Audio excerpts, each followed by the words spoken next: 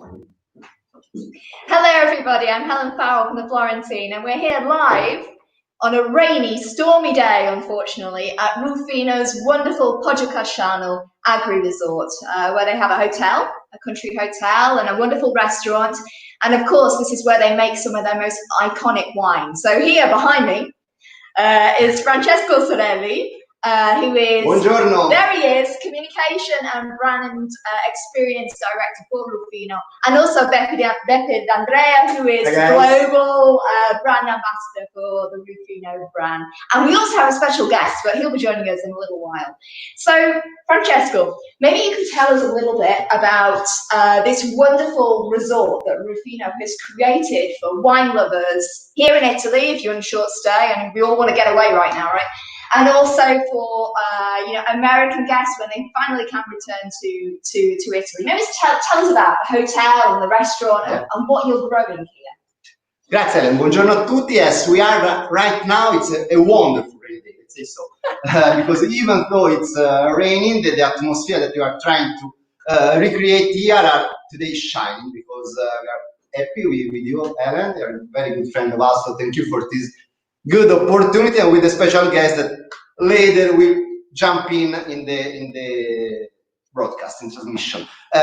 We are within a Renaissance villa, whose first trace that back to Renaissance period, even though there was some part that are even back in time during the Roman age, and with our idea to make the values of Ruffino shine here, to make them live here, we have recreated a place where you can enjoy tasty and beautiful atmosphere at the same time. And right now we are within the main hall of the brand new restaurant Later Run Ruffino. It's brand new, it depends, because I don't know if you know that in the past, during the 15th century, Leonardo da Vinci, the genius of Florence, together with Sandro Botticelli, the painter, the creator of fantastic masterpiece, were also chef, and they decided to open a restaurant in Ponte Vecchio, in downtown Florence. And here in Ruffino, we have opened this restaurant, whose name comes from the experience of Leonardo and Sandro in the Renaissance period. Because our idea, the same of Leonardo da Vinci, the same of Caterina de' Medici, the same of the Tuscans, that firstly they decide to enjoy life and not only put their time and efforts to make war or to think about afterlife, they decide to enjoy life. As Leonardo da Vinci decided to put humanity at the center of his studies, Caterina de' Medici believed in humanity, in the art of gastronomy. The farmers, our nonni, they were very poor, yet with the very few that they had, they were able to create masterpiece in terms of welcoming, in terms of hospitality. Think about the pane sciocco, the bread, the unsalted bread, or lampredotto. Everything was done by the few that they had. Also the house, now you can see the wonderful facade that are brick and stone. It was simply what they had in the ground, and so they found the galestro rock and some clay that they transformed into brick, and they were able to create this lovely atmosphere. So mixing, I say, a Tuscan atmosphere, Renaissance idea of humanity, what our grandparents had learned to us. We have today here in Poggiacasciano a wonderful wine estate. We're part of Ruffino, our mother company. So we produce wine. Later we will try a sip of one of the most important wine Ruffino produce, olive oil, and also we welcome our people here in the restaurant, Little Restaurant, in an agri-resort that is in front of us. We have this fantastic chambre overlooking the vineyards, where you can have a fantastic view of the landscape of Tuscany. In the morning, fantastic. We have some photos. Maybe we could show some of these photos as well, so that people can get an idea. We're here in this room, as we say, it's stormy outside. The mattress is very soft. Okay. Trust me.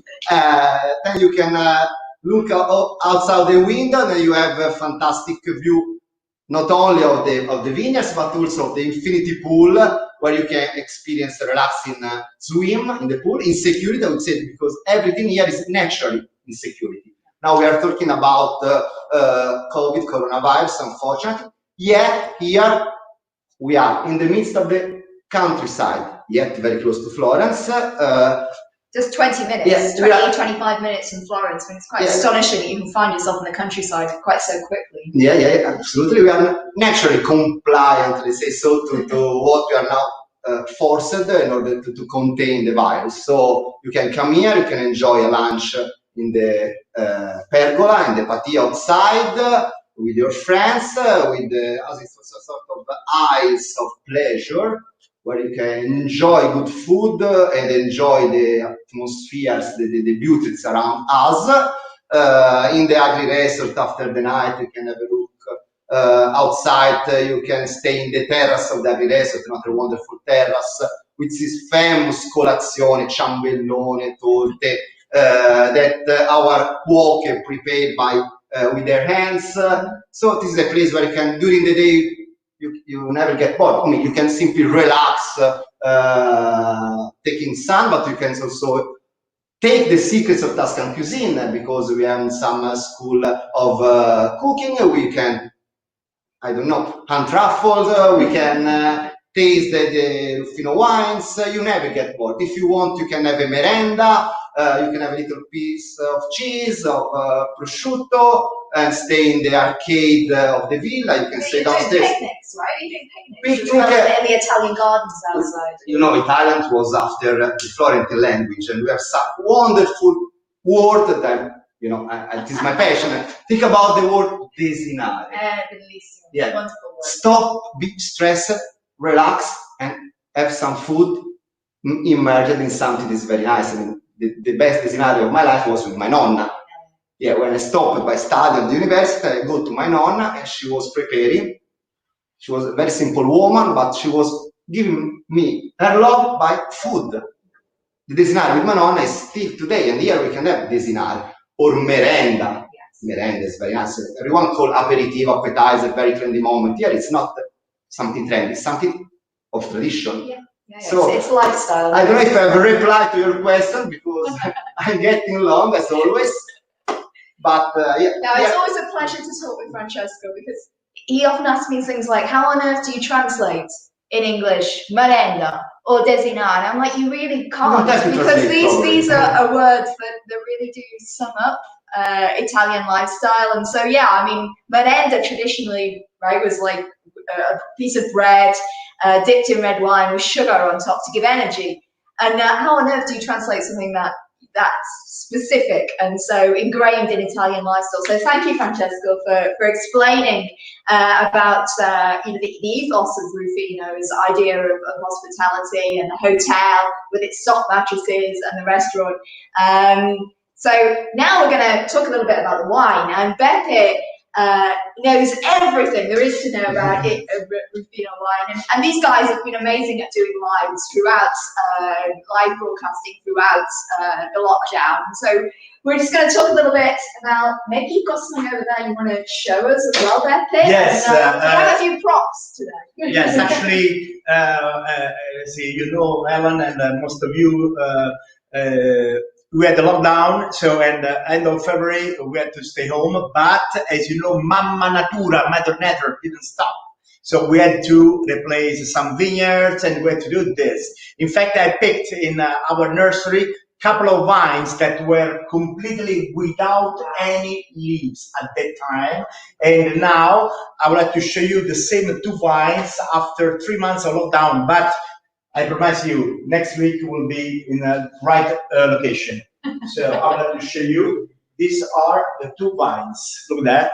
Two vines that are perfectly in life, you know. Now I'm keeping the roots in the water, but next week will be in the vineyards. What are the varietables? So here we have Cabernet Franc and the Sangiovese. So the two varieties which we have here in this property, because as you know, Ellen, Ruffino owns 6 estates in Tuscany and 2 estates in Veneto, where we have the production of the white wine and a Prosecco. Here in Tuscany, we have the production of red wines mostly. Since 1877, so when everyone, you know guys, everyone made wine in Italy, but wine was not pleasure, it was not business. Wine was a part of nutriment for the people. People needed to drink because the food was very simple. So they got calorie drinking wine, and everyone made a house wine, a wine for self-consumption. Ilario and Leopoldo, they had a different idea. They wanted to offer at the consumer higher quality of wine, and they established the company 1877. It was the year. And I have something that maybe some of you remember. At the beginning, it was the container, the fiasco. The fiasco, the famous fiasco. We don't use it anymore, actually, but it was the first container, and also was connected with Leonardo da Vinci, because this one was in a different shape, but similar than this, created by Leonardo da Vinci in end of 1400. So just to have an idea. If you come to Florence, you have to please come back to Italy, because it's still a safe place, and there will be now more than earlier safe places. So if you go to Uffizi, the museum that was part of the building of the Medici family, you can see a lot of masterpieces by Botticelli, Leonardo da Vinci, Verrocchio, with women bringing flasks that were invented, the back is right, by Leonardo da Vinci, because the art of blowing vetro, glass, was part of the many gifts to humanity by the Renaissance here in Florence. Almost everything we can say with a bit of proud. Here in Florence, the perfume, the gastronomy, the good manners, the art of enjoying life, arte di vivere, comes from that period. You agree? Yeah. And then you are British, but now you are Punta Sevese, you are Florentine. What is you get love with Florence. That's it. But I look at that flask, and I remember a special woman who lived upstairs from me in Ponte Sevese. She was one of the last Fiascaia, Franca, Signora Franca. Franca Bartolini, grande persona. And she passed away a couple of years ago, but she was one of those women when we have our annual wine festival in the village of Ponte Sevese. She would be there showing people how to weave the straws. So I think of Franca, Signora Franca. And so it was a Chianti, the first wine that Ruffino made, but was only 2 years after World War II, 1947, and Ruffino made the first high top-end wine, Riserva Ducale Oro, still now wine made only in the very best vintages. And this is the original, 1947. This is the original cork. This is one of the few bottles there we are still keeping in our library. So for that, Ruffino then made many wines, purchased many vineyards all around. And where we are now, this is the house of Modus. Here we make the super Tuscan wine. Then with our guest that is waiting for us, I would like to taste with him and with every one of you. So for that, the Sangiovese is the Tuscan red grape, the most important Tuscan red grape, with Merlot and Cabernet Sauvignon. And everything, if you come here, you can visit the wine cellar, where we are aging this wine in a French oak barrique. So with that, we would like to invite our special guest to join us, David Bach, who is, here he comes. David. Benvenuto, David. It's an honor for us. Hello, David. Benvenuto, Ruffino. It's a pleasure to have you here today. David, explain. David is a best-selling financial author and advisor based in the States, but he's come and he's living here in Florence for a year. David, why are you here? And why Ruffino? Why have you come to Ruffino? I mean, first of all, this is the epitome of the life, right? Like, it's a rainy day here in Florence, and what are we doing? We're wine tasting at one of the greatest wineries in all of the world. Now, let me just give you some kudos and then give you some kudos, but here's the thing about the Florentine, because we're on the Florentine site right now, and this is why I love your publication so much. We drove up here together today, right? So when I live in the United States, how I realized I could move to Florence and live this lifestyle was because of her and the Florentine. And thanks to advertisers like Ruffino, I didn't know that this winery was 20 minutes away from Florence. So I've been living in Florence for 9 months, and I love wine. And Ruffino was the first real Chianti. Other people get mad about this, but when I think of like my first time spending real money on a good bottle of Chianti, it was Ruffino, and it was about 20 years ago in Italy when I came here. And your wine has been some of my favorite wines that I've ever had. And I literally had no idea that it's only 20 minutes from Florence. So all my Florence friends, this place is 20 minutes away. You can sleep here. They have a hotel, which honey, my wife's not here right now. We're going to stay here. I can't, that's the thing that's so amazing to me about Florence. It's hard to explain, but when I said driving out here, like this vineyard is 20 minutes outside of the city. And so this is the beauty of living in Italy. And I know it's an embarrassment of riches right now because not everybody gets to do this, but I do want to say to all my American friends who are watching, because you can listen to my podcast. By the way, if you haven't listened to my podcast, go listen to the David Bach Show. It's on iTunes. But I've been podcasting about the lifestyle of living in Italy. And one of the things I've been saying since the quarantine, because I've been talking about what was going on here first, is that when we come out of the quarantine and it's healthy and safe to travel, come to Italy.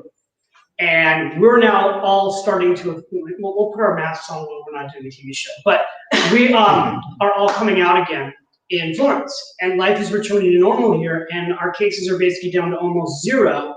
And so when the flights open up back again, one of those reasons I like to do this kind of stuff is try to bring my American friends to Italy, because this is the time to come. It's not super crowded yet.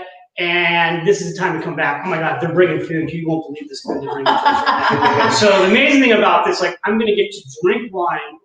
I can bring this over and show this. Like, come on, make people jealous. Oh, fiori fritti. From our vegetable garden, guys. Amazing. But courgette flowers.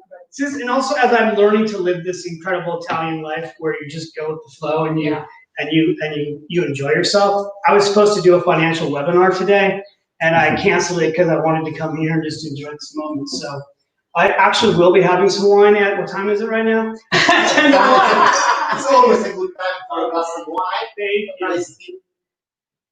Thank you. Grazie. Thank you for having me. Thank you for coming. Cheers. It's a pleasure to salute you. So if you would like to have this sort of jolly experience like we're having today, and maybe come to Italy, or if you're in Tuscany, where we only have one new case yesterday, hopefully it'll be 0 today. We're so hopeful that we're stamping this out by being unified. So we're here at Ruffino's amazing agri-resort, restaurant, country hotel, Poggio Casciano, 25 minutes from Florence.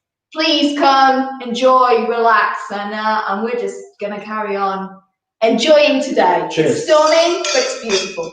Grazie. Thank you. Grazie. Thank you, everyone. Cheers. Cheers.